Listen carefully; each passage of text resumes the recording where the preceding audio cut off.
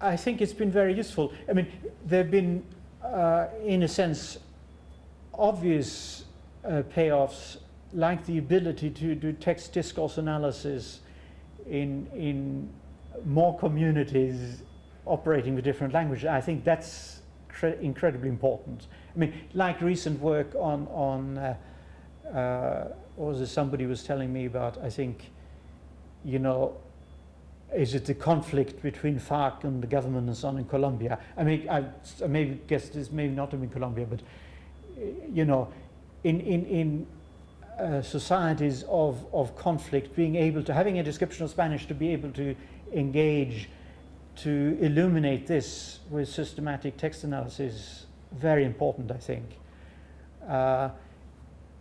But you can also relate it to a sort of sense of what are the main activities in linguistics. And I've tried this out, a sort of hierarchy of difficulty in a sense, simply in the sense of how much do you have to cover. And I think it needs discussing, it needs exploring, but to sort of try it out like this. So the first step is text analysis. What do you do in text analysis? Well, you engage with a relatively small domain, whatever text you have, and you're given a description. So meaning you, as it were, you operate in terms of a description you've been given, and then you relate that to instances. Next step would be description. That means you have to move up the climb of instantiation, you have to engage with the potential, or at least a subpotential. It means you have to engage with much more of language, you have to, lots of text. If you're really describing the language, you sort of have to have some notion of a reference corpus. And of course, there are lots of questions about how you compile such, what will go into that. But it means that what you're responsible for is much bigger, right?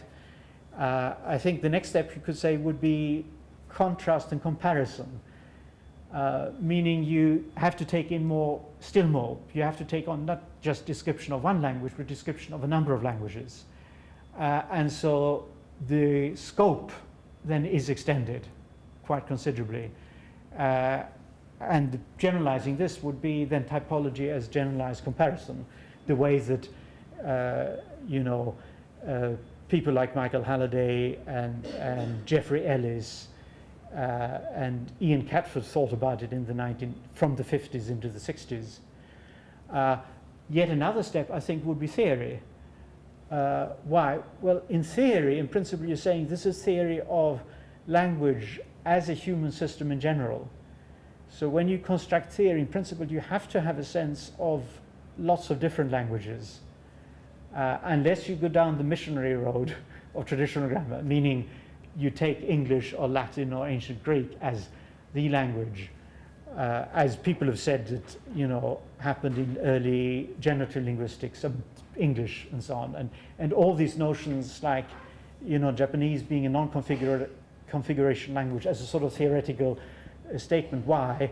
Well, because it didn't fit the theory that grew out of English. So I think theory construction, you do have to engage with lots of different languages. So it seems to me, you know, we have to be very humble about this, meaning what is this? Well, the number of languages that we have actually engaged with in the kind of detail that you need to be, you know, fairly adamant that you got your theory right. Now, of course, when Michael worked on this, there was a great benefit of all the work that had been done in, you know, different corners of the world. Certainly the Firthian engagement with different languages, you might say the different languages of the British Empire, and you could also say the American anthropological linguist, sort of what flowed from the US-American colonization, but then also other languages in the Americas and so on.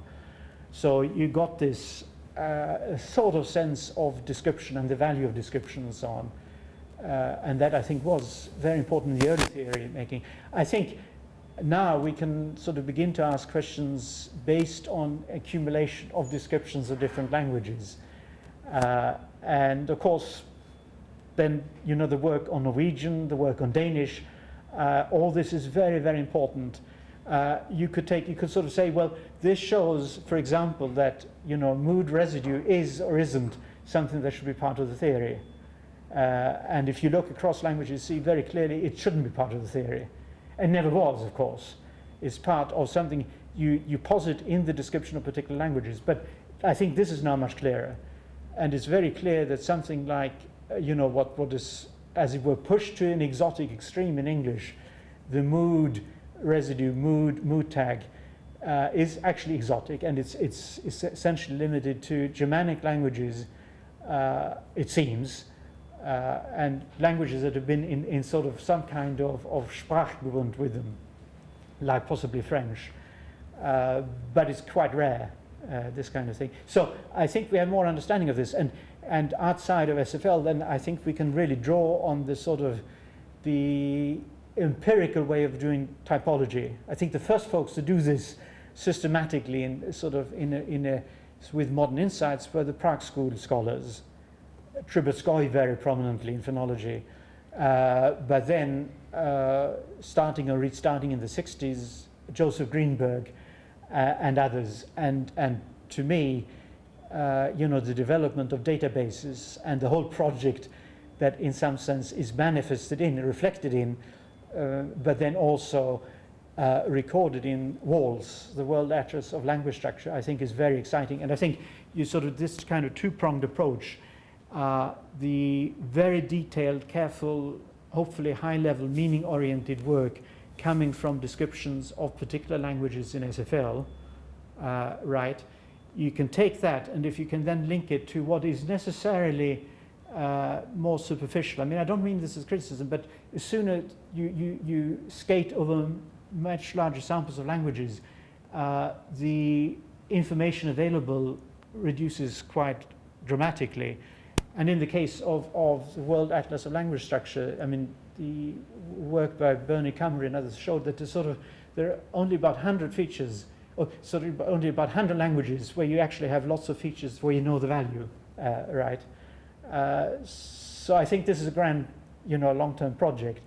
But just as I would like to see much more complementarity in work involving automated analysis of large samples of text, sort of what you think of as corpus linguistics, and manual analysis, I'd like to see this also in the work of typology. And I think that has a important role to play. And we sort of, I think, trying to push this in different areas. So I think very, very exciting things can be done. So in some sense, it's preparing the ground for what can be done in future. And here I would also add translation studies then as a way of, as it were, instantial evidence that can inform comparison and contrast. And I would also say I think it's time to return to contrastive linguistics in the service of sort of studies in for second foreign language learning and teaching, but not in the Robert Larder way. I mean, I think that was interesting, but that was very much American structuralism from the 50s, right?